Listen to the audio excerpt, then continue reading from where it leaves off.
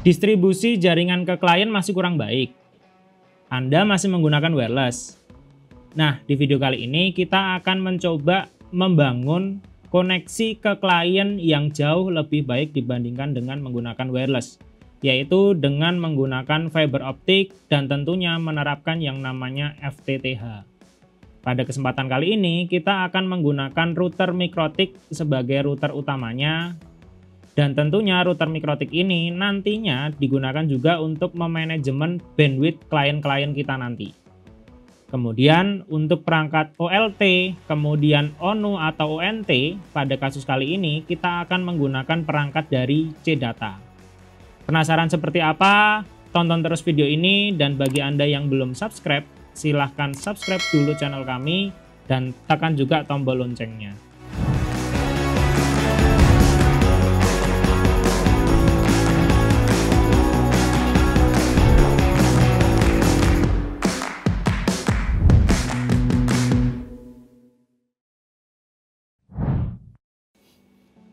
Kebutuhan internet di Indonesia saat ini sudah sangatlah besar.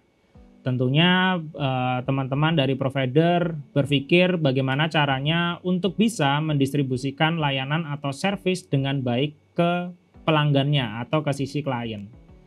Nah, tentunya untuk membangun koneksi ke klien yang baik kita bisa menggunakan kabel fiber optik, di mana dengan menggunakan kabel fiber optik ini tentunya komunikasi data akan jauh lebih baik dibandingkan ketika kita menggunakan wireless. Karena ketika kita menggunakan kabel fiber optik, maka bandwidth yang dilewatkan itu bisa besar, kemudian tentunya koneksinya akan lebih stabil. Nah, pada video kali ini kita akan membahas mengenai koneksi jaringan FTTH atau Fiber to the Home. FTTH atau Fiber to the Home ini merupakan salah satu skema dari jaringan PON atau Passive Optical Network, di mana dalam penerapannya nanti kita akan menggunakan kabel fiber optik, yang mana kabel fiber optik ini nanti akan sampai di sisi pelanggannya atau di sisi kliennya. Tentunya dengan adanya FTTH dan juga menggunakan media kabel fiber optik ini, maka koneksi ke kliennya itu akan jauh lebih baik dibandingkan kita memberikan layanan atau distribusinya menggunakan media wireless. Pada kesempatan kali ini kita akan coba membuat atau melakukan simulasi terhadap jaringan FTTH fiber to the home ke sisi pelanggan, tentunya menggunakan kabel fiber optik. Untuk topologi yang digunakan kurang lebih seperti ini. Jadi kita memiliki router utama, di sini ada router gateway atau router core. Jadi router utama ini nanti berfungsi untuk memanajemen perangkat-perangkat ONU, baik itu nanti kita bisa manajemen bandwidth, kemudian memberikan service PPPoE server ataupun hotspot atau yang lainnya. Kemudian dari router utama nanti di bawahnya ada perangkat OLT. Nah, perangkat OLT ini sebenarnya salah satu kunci ketika kita menerapkan yang namanya teknologi PON FTTH. Karena perangkat OLT ini nanti berfungsi untuk memonitoring dan memanajemen perangkat-perangkat ONU atau ONT yang kita miliki.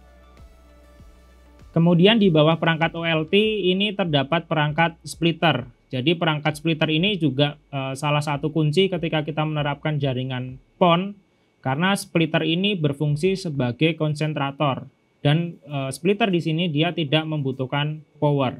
Jadi fungsinya si splitter di sini dia digunakan untuk membagi-bagi cahaya terhadap beberapa port yang tersedia. Selanjutnya di bawahnya ada perangkat ONU atau ONT, atau orang-orang sini kita biasa menyebut dengan nama modem. Jadi si perangkat ONU atau ONT ini dia diinstal atau dipasangkan di sisi rumah pelanggan kita. Oke, selanjutnya di sini kita akan coba untuk melakukan konfigurasi terhadap perangkat-perangkat penunjang FTTH yang nanti akan kita gunakan ini. Jadi yang pertama, untuk konfigurasi yang kita lakukan, kita akan konfigurasi terlebih dahulu di perangkat CCR yang akan kita gunakan ini. Kebetulan untuk perangkat CCR yang kita gunakan ini serinya adalah CCR 2116. Kita bisa akses router atau CCR yang kita gunakan ini menggunakan Winbox seperti ini. Kemudian kita login. Dan ini adalah router CCR yang kita gunakan saat ini, teman-teman. Jadi router CCR ini kondisinya sudah saya lakukan konfigurasi basic. Jadi si perangkat CCR ini sudah bisa terkoneksi ke internet. Jadi kita bisa coba tes, misalnya ping ke citraweb.com.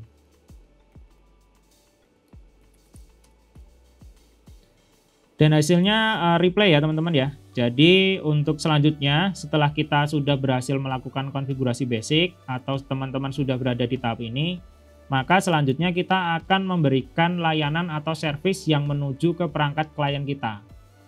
Biasanya untuk perangkat jaringan FTTH ini, untuk distribusi layanannya itu kita menggunakan yang namanya servis PPPoE supaya lebih aman. Jadi untuk konfigurasi PPPoE kita bisa klik ke menu PPP, kemudian nanti di sini ada yang namanya PPPoE server. Jadi di PPPoE server kita bisa tambahkan servis baru. Kemudian interface-nya kita arahkan yang menuju ke perangkat OLT. Jadi yang menuju ke perangkat OLT itu adalah SFP plus 2. Jadi yang kabel kuning ini dia nanti akan menuju ke perangkat OLT. Seperti ini. Kemudian kita profilnya bisa menggunakan yang default encryption. Kita bisa apply, kemudian OK. Kemudian nanti ada menu secret dan juga ada menu profile. Jadi kita bisa konfigurasi menu profile terlebih dahulu. Untuk profilnya kita bisa buat semacam profil untuk paket internet kita nanti. Misalnya ada yang paket 5 mega, ada yang paket 10 mega, itu kita bisa lakukan di profil ini dengan memanfaatkan yang namanya dynamic queue. Jadi yang pertama misalnya kita buat yang namanya profil 5 mega seperti ini. Kemudian kita akan konfigurasi yang namanya lokal sama remote. Nah, untuk lokal ini kita bisa isikan alamatnya bebas, yang penting adalah alamat IP private. Jadi misalnya IP-nya adalah 10.0.0.1. Ini nanti untuk alamat lokalnya. Kemudian untuk remote-nya kita bisa manfaatkan yang namanya IP pool. Nah, di sini kita bisa manfaatkan yang namanya IP pool. Jadi kita bisa buat pool baru di sini misalnya pool PPPoE FTTH seperti ini misalnya. Untuk alamatnya berapa? Kita bisa isikan misalnya 002 kemudian nanti sampai 254 seperti ini. Kita pakainya yang /24. Tapi kalau teman-teman merasa kurang, ya nanti bisa pakai yang /23 atau yang /22. Tinggal diganti di byte yang nomor 3 ini. Kemudian kita bisa apply, kemudian OK. Di remote address kita tinggal arahkan ke pool PPPoE FTTH yang barusan kita buat. Kemudian di sini kita bisa lihat ke menu protokol. Kita bisa aktifkan enkripsinya dengan use encryption-nya yes. Kemudian di sini ada limit. Di limit ini nanti ada only one, no atau yes. Jadi ketika profil ini pingin bisa digunakan oleh banyak orang, tentunya only one-nya kita pilih no. Kemudian di sini juga ada yang namanya rate limit. Jadi untuk memanfaatkan yang namanya dynamic QoS atau dynamic bandwidth, dynamic queue, maka nanti kita bisa isikan di sini. Misalnya tadi contohnya kita menggunakan yang namanya profil 5 mega. Jadi kita bisa buat seperti ini. Max limitnya itu adalah 5 mega untuk upload dan 5 mega untuk download.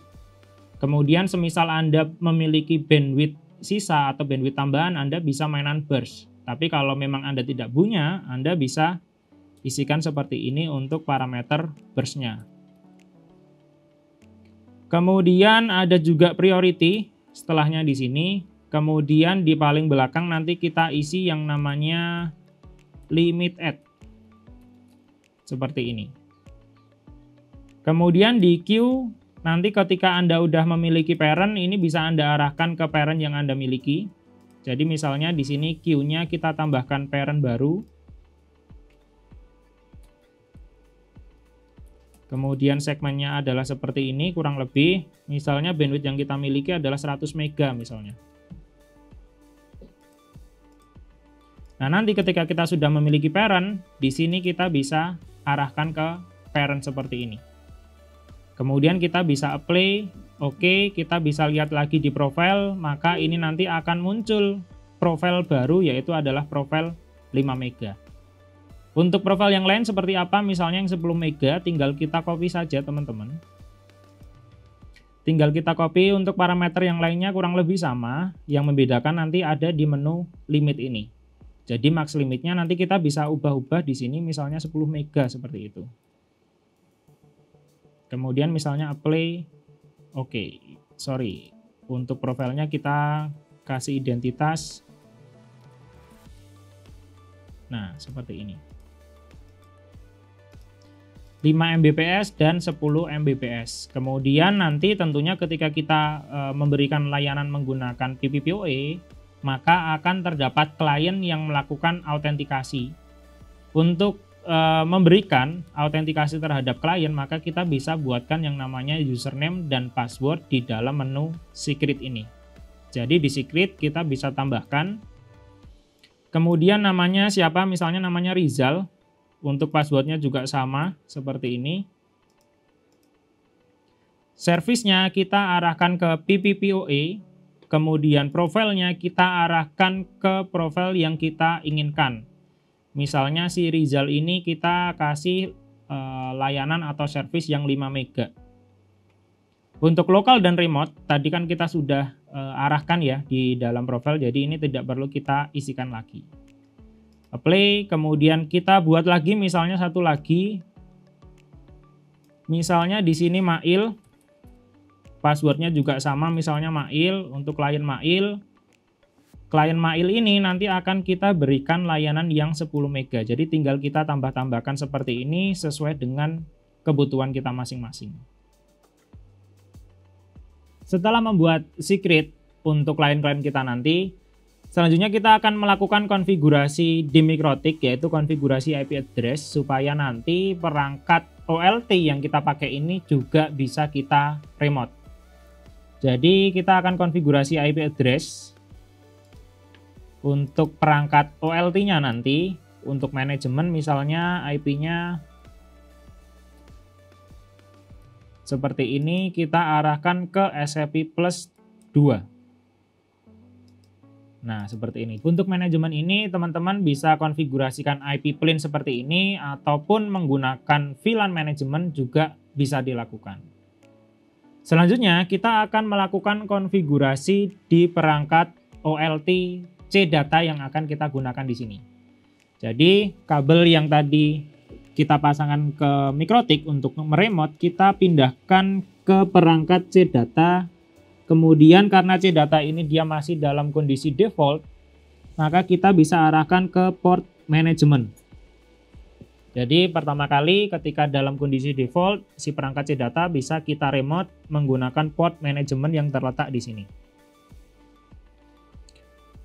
Untuk mengakses perangkat OLT dari CData ini, kita bisa konfigurasi IP secara statik terlebih dahulu. Jadi untuk IP-nya, nanti kita bisa gunakan IP yang satu segmen dengan port management yang terdapat pada CData. Untuk OLT ini dia IP defaultnya adalah 192.168.1.100. Jadi di laptop kita bisa isikan alamat IP yang satu segmen, misalnya 1.2. Oke, jika sudah kita bisa akses perangkat CData-nya menggunakan browser ya. Kita akses secara web base, langsung saja kita arahkan IP-nya 100. Dan ini tampilan dari perangkat OLT CData. Untuk mengaksesnya atau login ke perangkat CData ini, kita bisa isikan username-nya adalah root, passwordnya admin. Seperti ini. Jadi seperti ini tampilan awal dari perangkat OLT CData. Tampilannya cukup memanjakan mata teman-teman. Kemudian untuk konfigurasi pertama yang akan kita lakukan di sini yaitu adalah konfigurasi IP untuk manajemen, supaya perangkat CData ini, OLT CData ini bisa kita akses dari jaringan. Jadi untuk konfigurasinya nanti Anda bisa klik ke dalam menu configuration, kemudian nanti Anda bisa ke menu VLAN if. Di sini nanti kita bisa tambahkan untuk VLAN-nya adalah VLAN 1. Kemudian konfigurasinya nanti bisa DHCP, bisa statik, tergantung dengan layanan yang Anda terapkan di router teman-teman tadi. Misalnya di sini kita gunakan statik. IP-nya adalah untuk manajemen seperti ini kurang lebih.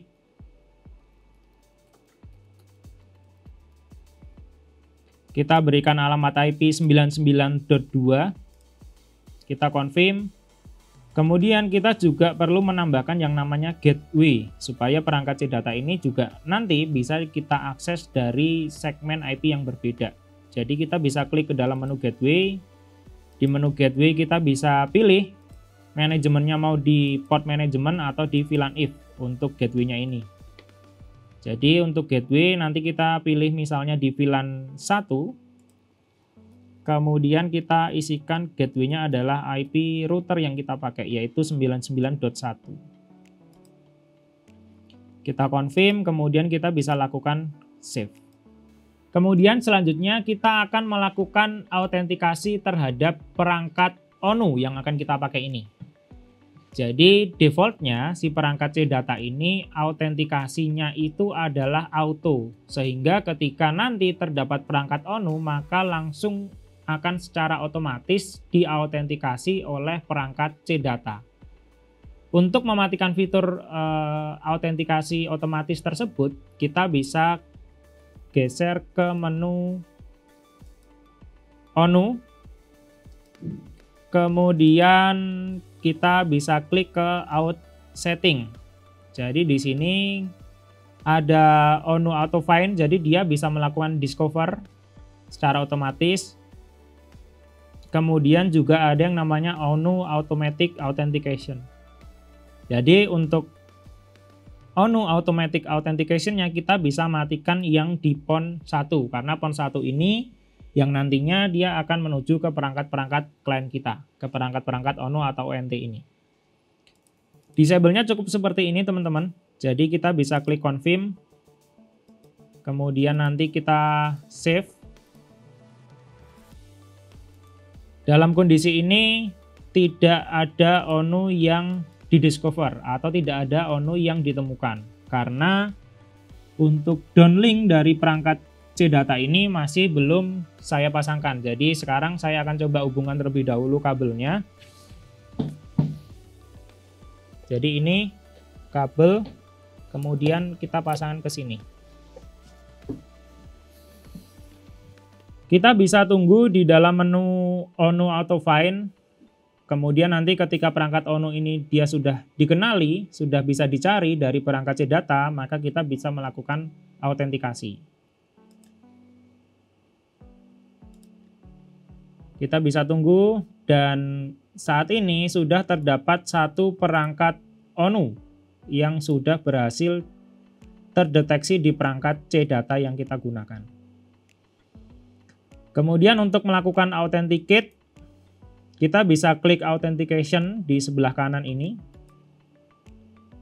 Kemudian tipenya GPON, kemudian untuk authentication mode-nya kita bisa pilih sesuai dengan kebutuhan, mau menggunakan serial number, mau menggunakan password, LOID atau yang lainnya. Ini nanti bisa teman-teman sesuaikan dengan kebutuhan masing-masing.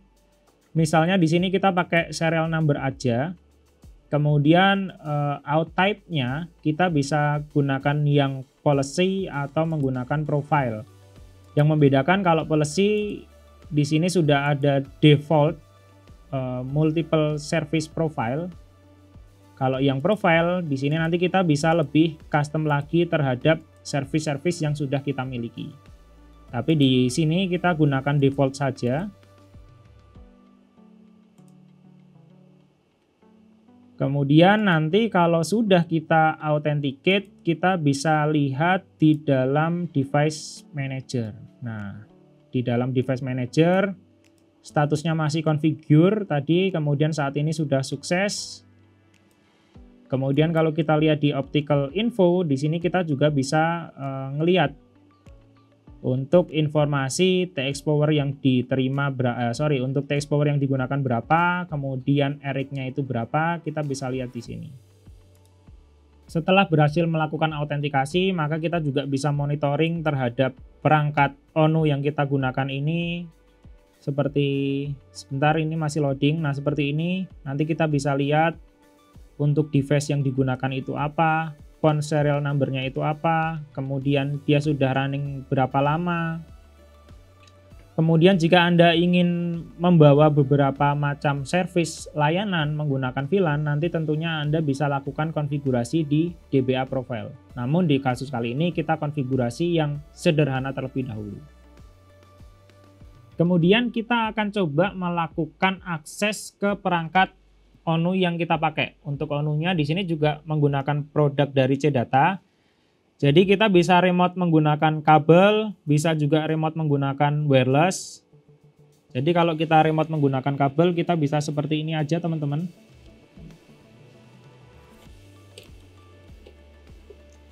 Kita bisa pasangkan seperti ini.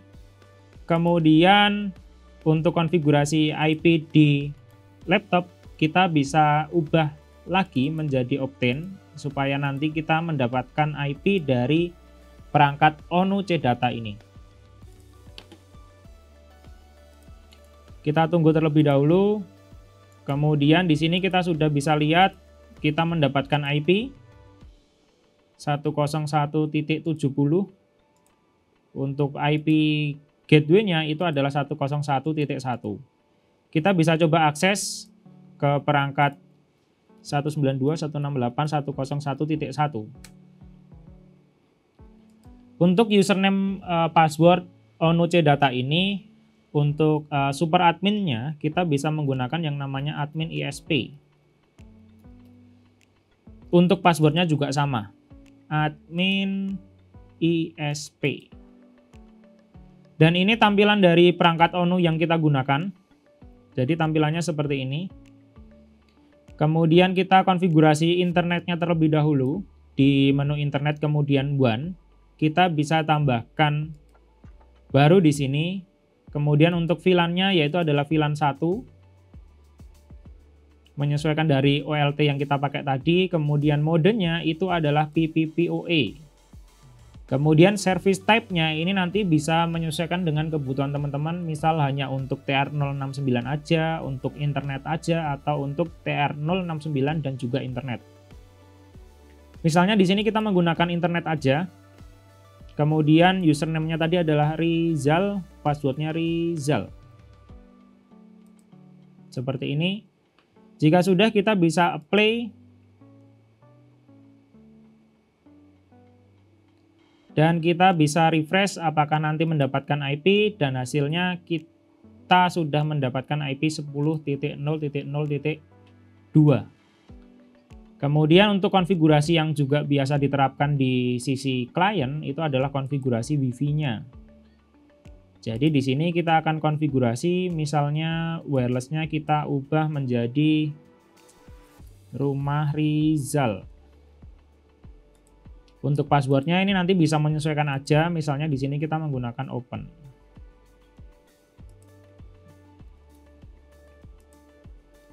Nah, seperti ini. Kita bisa apply. Kemudian kita bisa tunggu terlebih dahulu.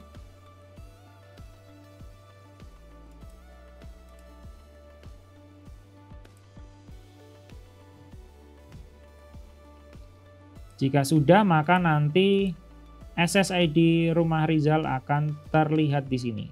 Dan ini dia SSID-nya.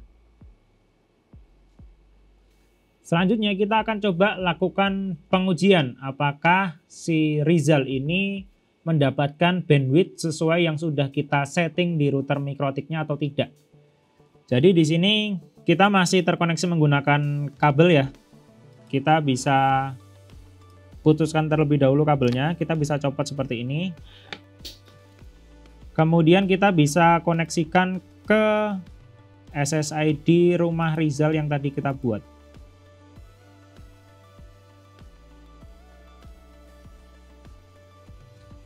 Oke, kemudian kita bisa coba lakukan speed test misalnya. Kita cek kecepatannya apakah mendapatkan maksimal 5 mega atau tidak. Nah, dan ini dia. Kita mendapatkan bandwidth kurang lebih sebesar 5 mega. Kita juga bisa remote di router mikrotiknya tadi. Seperti ini misalnya. Kemudian ke menu Q, maka di sini untuk result, ketika tadi melakukan speed test, itu berwarna merah. Artinya dia sudah mencapai ke maksimal limitasinya. Kita coba lagi misalnya. Oh, ini masih proses tes upload. Kita lihat di sini. Untuk uploadnya ya kurang lebih 5 mega. Seperti ini teman-teman. Kemudian hasilnya ketika kita melakukan speed test ya kurang lebih mendekati 5 Mbps. Jadi seperti itu tadi teman-teman konfigurasi router mikrotik sebagai gateway dan juga digunakan untuk manajemen bandwidth terhadap perangkat-perangkat ONU yang digunakan. Jadi konfigurasinya tidak susah, kemudian implementasinya juga cukup mudah. Jadi tentunya dengan menerapkan yang namanya FTTH ini, maka koneksi di sisi kliennya nanti akan bisa lebih stabil karena menggunakan fiber optik, dan juga untuk bandwidth yang diberikan ke klien nanti juga bisa fleksibel tergantung dengan layanan yang kita miliki. Jika teman-teman menginginkan perangkat-perangkat FTTH seperti yang saya gunakan saat ini, ada perangkat router, kemudian ada perangkat OLT dari C-Data, kemudian ada ONU dari C-Data, teman-teman bisa dapatkan di website citraweb.com ataupun di marketplace dengan nama toko Citraweb. Jadi seperti itu tutorial mikrotik kali ini. Terima kasih bagi teman-teman yang sudah menonton. Bagi teman-teman yang belum subscribe, silahkan subscribe dulu channel kami. Tekan juga tombol loncengnya supaya nanti Anda bisa mendapatkan notifikasi terbaru dari channel kami. Jika Anda memiliki pertanyaan atau ide video, silahkan Anda tuliskan di kolom komentar di bawah video ini. Dan satu lagi, silahkan share video ini supaya bisa lebih bermanfaat bagi pengguna mikrotik yang lainnya. Terima kasih sudah menonton. Sampai ketemu lagi di mikrotik tutorial selanjutnya. Bye-bye. Ya boleh nih. Kan bagi penggiat layanan kebutuhan internet di Indonesia saat ini sudah sangat-sangat besar. Oke, santai. Lanjut. Klien rumahnya. Di sisi klien ya berarti. Bahasa rumahnya ya. Di sisi klien atau rumah. Untuk mendistribusikan layanan di sisi rumahnya. Wah. Kalian tuh.